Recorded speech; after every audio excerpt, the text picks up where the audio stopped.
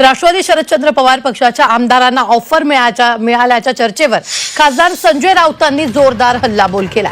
बाप लेकीला सोडून आमच्याकडे या ही अमानुष भाषा आहे अशी टीका राऊतांनी केली आहे। तसंच जर खासदारांना ऑफर आली आणि ते सोडून गेले तर ते रावणाचे आणि कंसाचे वंशज ठरतील असंही राऊत म्हणाले।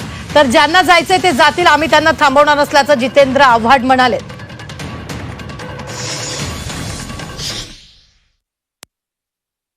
या कठीण परिस्थितीत पवार साहेबांनी 8 खासदार निवडून आणले।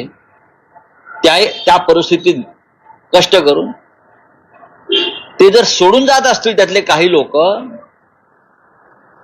तर मला असं वाटतं ते रावणाचे वंशज आहेत।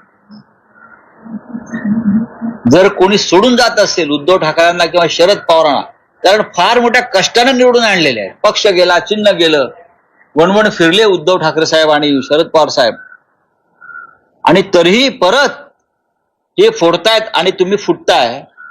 हे कंस आणि रावणाचे वंशजच असतील, निर्गुण आणि अमानुष असतील, त्याशिवाय हे सोडू शकणार नाही। पण ज्यांना जायचं असेल त्यांनी जा असंही जयंत पाटील म्हणाले। पण असं आहे, ही तर गोष्ट खरीच आहे। आम्ही कोणाला अडवतं का कोणी?